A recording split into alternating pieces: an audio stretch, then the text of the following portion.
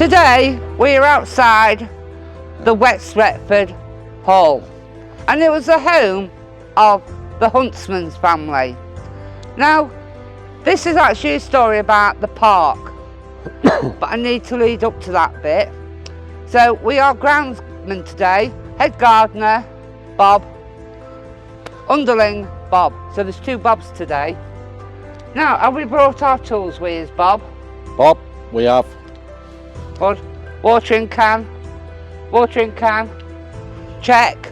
Check. Watering Have we can. brought the plants, the seeds? Yes, we have.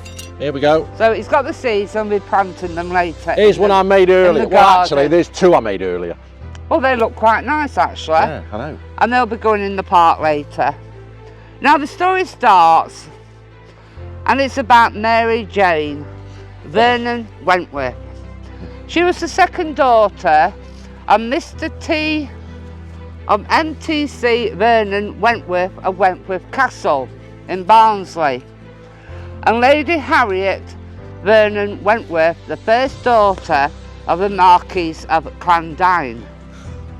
She was become one of the most influential people in Retford when she married Mr. Francis Huntsman, the son of Mr. Benjamin Huntsman, who would become the owner of the Retford Times. They married in 1891 and moved into the family home, the West Retford Hall, that was actually built in 1699. Also on the site is a house that is called Dower House on the southwest corner. It was built for the widow of William Huntsman in 1826. Whether that's still there today, I do not know. Mary and Francis had three children. Captain Benjamin, who died in 1914, war, and Miss Joan and Miss Sylvia, and Miss Sylvia become a JP.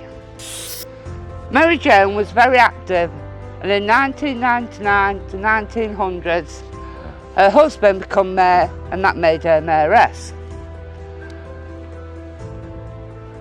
And in 1810, she formed the Notts 80 Voluntary Aid Detachment, British Red Cross Society, and she organised the Sherwood Rangers Artillery Hospital, which was set up on Lime Tree Avenue.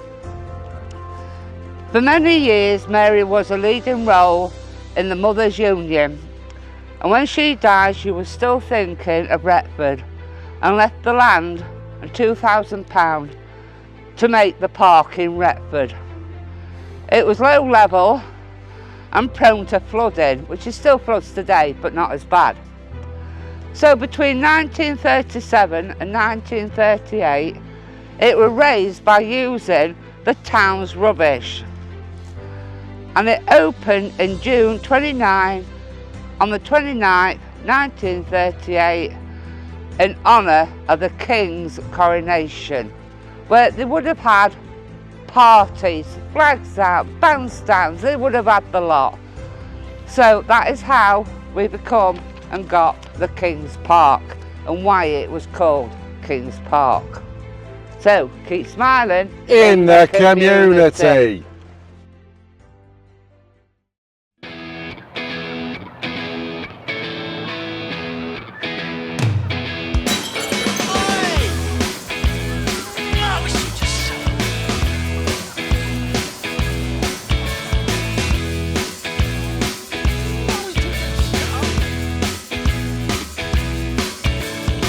Confidence is a preference for the habitual voyeur of what is known as.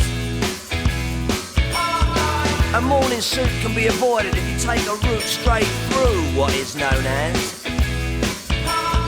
John's got brewer's fruit, he gets intimidated by the dirty pigeons. They love a bit of him. Who's that gut lord marching? You should cut down on your pork life, mate. Get some exercise. All the people, so many people, and they all go hand in hand through there. Can't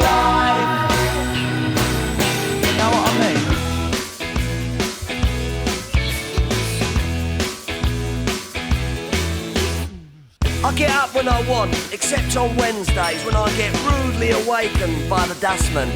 I put my trousers on, have a cup of tea, and I think about leaving the house. I feed the pigeons, I sometimes feed the sparrows too. It gives me a sense of enormous well-being.